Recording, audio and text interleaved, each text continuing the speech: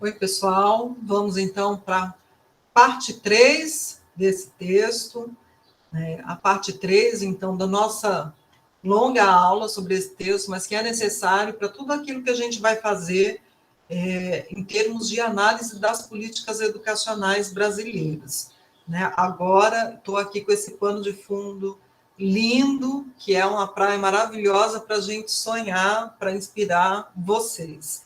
Eu falava, então, no segundo momento, da emergência de uma segunda grande crise do capitalismo, que tem o seu ápice em 73, quando ocorre a crise mundial do petróleo. Bom, o remédio teórico, conceitual e político-econômico para o enfrentamento dessa crise nasceu décadas antes, lá no pós-Segunda Guerra Mundial, quando aconteceu a publicação do livro O Caminho da Servidão, escrito por um economista austríaco, o Friedrich von Hayek. Ele publicou esse livro em 44, e naquele momento ninguém deu muita bola para ele. Ele estava, né, na época, preocupado com a formação do estado de bem-estar social europeu, que de fato aconteceu, e então o livro é uma reação teórica e política a esse estado intervencionista de bem-estar, e ele estava preocupado com a possibilidade de vitória do Partido Trabalhista Inglês na Inglaterra, o que de fato aconteceu em 1945. O Partido Trabalhista venceu as eleições, o estado de bem-estar social foi iniciado pioneiramente na Inglaterra. Ninguém deu muita bola para ele em 44, e mesmo assim, junto com outros economistas vinculados a essa escola austríaca de economia, ele fundou uma associação internacional de economistas. Eles se encontravam periodicamente em vários países da Europa durante todas essas décadas, e aí, quando se tem a emergência de uma segunda grande crise mundial do capitalismo, a obra dele foi tomada como pensamento de referência para o enfrentamento dessa, né, segunda grande crise do capitalismo. A tese fundamental do Hayek era de que a busca por promover igualdade social produziria o que ele chamava de servidão humana. Nós vamos voltar nesse ponto da servidão humana, né, do significado disso um pouco mais à frente. Bom, como desdobramento dessa tese, o argumento, né, do Hayek era que era preciso consolidar, mais uma vez, a liberdade do mercado e consolidar uma sociedade baseada no ideal do mérito individual das pessoas, exclusivamente nisso. Bom, o Hayek, e aí aqui a gente tem uma grande diferença entre o liberalismo econômico clássico, aquele que predominou no século XIX até as primeiras décadas do século XX, e o pensamento do Hayek e desses economistas vinculados a essa escola austríaca de economia, pensamento esse que foi denominado de neoliberalismo, ou seja, um novo liberalismo, né? A diferença fundamental é essa, e é fundamental compreendê-la, né? Para o Hayek e para, né, os seus associados, a desigualdade social era um valor positivo. E mais, né, ele argumentava ainda que a desigualdade social era imprescindível, era algo absolutamente necessário às sociedades ocidentais. Professor, o que quer dizer isso? Quer dizer o seguinte, que para o neoliberalismo, esse novo liberalismo, o Estado deveria não só garantir a liberdade de funcionamento do mercado, mas ao invés de promover as políticas sociais, o Estado deveria promover políticas que viessem a aumentar, ampliar cada vez mais o grau de desigualdade social nas diferentes sociedades. Né? Para o Hayek, a desigualdade social ela funcionaria como um motor que incentivaria as pessoas, né, a buscarem conquistar individualmente as suas condições de vida, ao invés de acionarem, de pressionarem o Estado. Né? Para o Hayek, o mercado seria o espaço de manifestação de inteligências coletivas, o espaço em que as pessoas competiriam umas com as outras em condições iguais, porque a competição estaria baseada na liberdade individual, né? E para ele era preciso formar subjetividades, ou seja, atingir até mesmo, né, a subjetividade das pessoas para que as personalidades fossem formadas pela via da educação, por exemplo, em conformidade com os interesses das instituições capitalistas e das ações reprodutivas do capital. Né? Então, ele via o mercado como o grande espaço de realização do capital e o grande espaço de realização individual. Né? Portanto, o remédio proposto pelo neoliberalismo para o enfrentamento desta crise era um Estado forte na sua capacidade de romper com o poder exercido pelos sindicatos, né, um Estado forte no controle do dinheiro, então, na diminuição dos gastos com políticas sociais, e o Estado deveria ser fraco ou mínimo nos gastos sociais e nas intervenções econômicas. A principal função do Estado era garantir estabilidade monetária. E, para isso, o Estado deveria promover uma disciplina orçamentária muito rigorosa, muito rígida, né, com contenção de gastos, investindo na restauração da taxa natural de desemprego, ou seja, criando política de desemprego massivo para poder pressionar a classe trabalhadora, e deveria, né, o Estado também realizar reformas fiscais, então, reformas na política tributária, né, de maneira a reduzir os impostos sobre rendimentos e rendas, dito de uma outra maneira, diminuir os impostos pagos pelos mais ricos e aumentar os impostos pagos pelos mais pobres, na medida em que os mais ricos vão ser pensados dentro, né, do neoliberalismo como os investidores, aqueles que produzem, aqui coloco com muitas aspas isso, e que, portanto, não deveriam ser alvo do Estado com política tributária progressiva, que viesse a cobrar mais impostos dos mais ricos.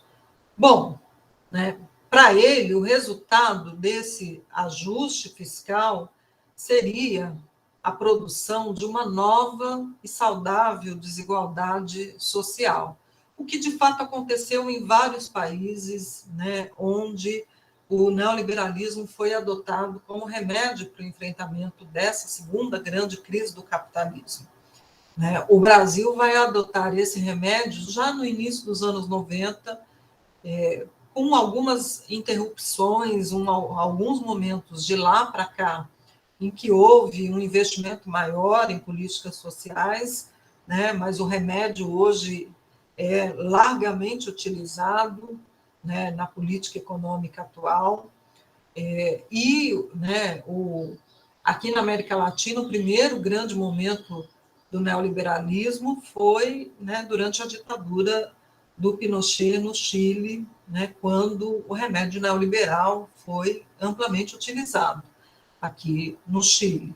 Né? A gente tem, historicamente, a primeira oportunidade do neoliberalismo em 1979, com a eleição da Thatcher, depois 1980, com a eleição do Reagan nos Estados Unidos, 82 o Kohl na Alemanha, 83 o Hitler na Dinamarca, e aí ocorre, nessa Europa que desenvolveu o estado de bem-estar social, toda uma virada à direita nesse contexto, né? Só para destacar aqui algumas variações, né? No caso inglês, a Thatcher, assim que assumiu o poder, ela elevou as taxas de juros, beneficiando o sistema financeiro, né? Que é algo que permanece no Brasil até hoje, a gente convive com das taxas de juros mais altas do mundo. Ela reduziu impostos para os mais ricos, aboliu qualquer tipo de controle sobre o sistema financeiro, criou níveis de desemprego massivos, aprovou legislação antissindical para poder diminuir o poder exercido pelos sindicatos, né, em vários países europeus, durante a vigência do estado de bem-estar social, e nos Estados Unidos também, né, durante as décadas do estado de bem-estar social, foram formados sindicatos nacionais muito fortes, e eles foram seriamente combatidos. A Thatcher promoveu corte de gasto social e política de privatização em setores estratégicos, na habitação pública, no aço, né, na eletricidade, no petróleo, no gás e na água. Né? No caso americano, os gastos sociais dos Estados Unidos, eles não diminuíram significativamente num primeiro momento, porque os Estados Unidos tinham como prioridade a manutenção da competição militar com a União Soviética. Né? Mas, mesmo assim, o Reagan reduziu impostos para os mais ricos, elevou as taxas de juros, enfrentou a única grande greve nacional.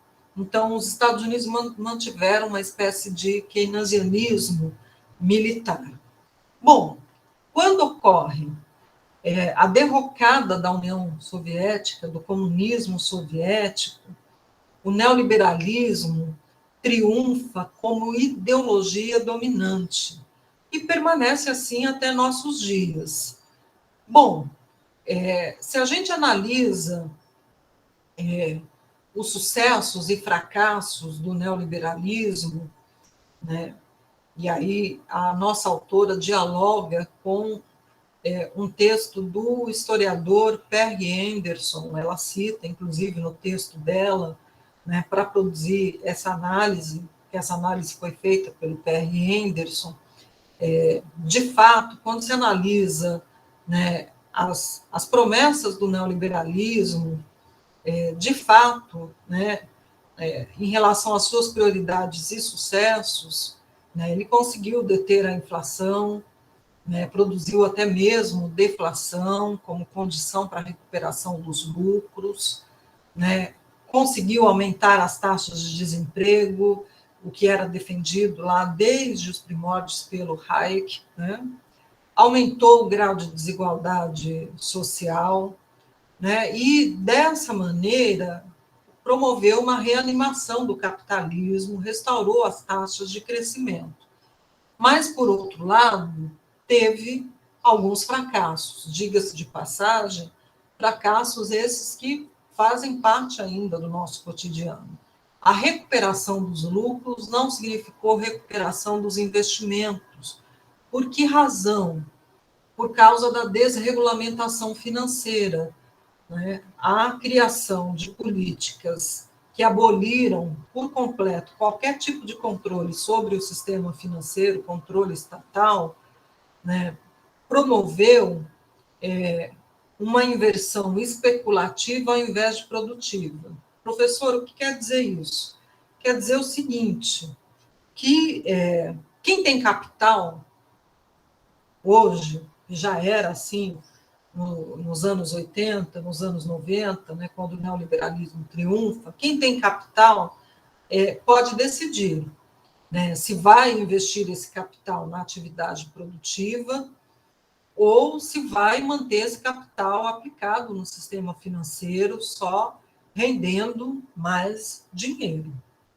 E, né, na maioria das vezes, essa é a primeira opção, né? O sistema financeiro, globalmente, tem uma autonomia, os grupos de investidores, os investidores individualizados têm uma autonomia gigantesca e eles buscam cada vez mais a maior rentabilidade no menor prazo de tempo, os ganhos mais imediatos no menor prazo de tempo, né? E isso tem prejudicado economias nacionais inteiras, porque a recuperação da economia não significa mais investimento na atividade produtiva, e é a atividade produtiva que produz empregos, né, que proporciona salário às pessoas, que tira as pessoas da miséria absoluta, da fome.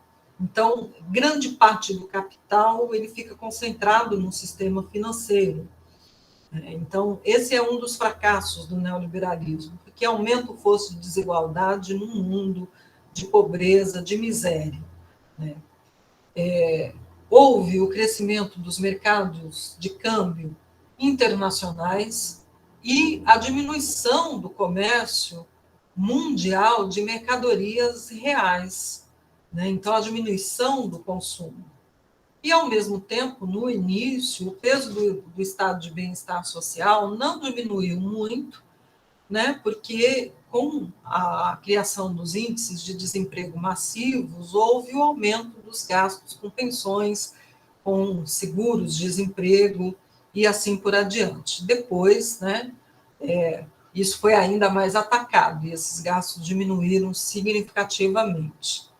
Bom, eu já falei do Chile, né? O Chile foi a primeira grande experiência neoliberal na América Latina. O Pinochet promoveu a desregulamentação financeira, desemprego massivo, forte repressão a sindicatos e movimentos sociais, né?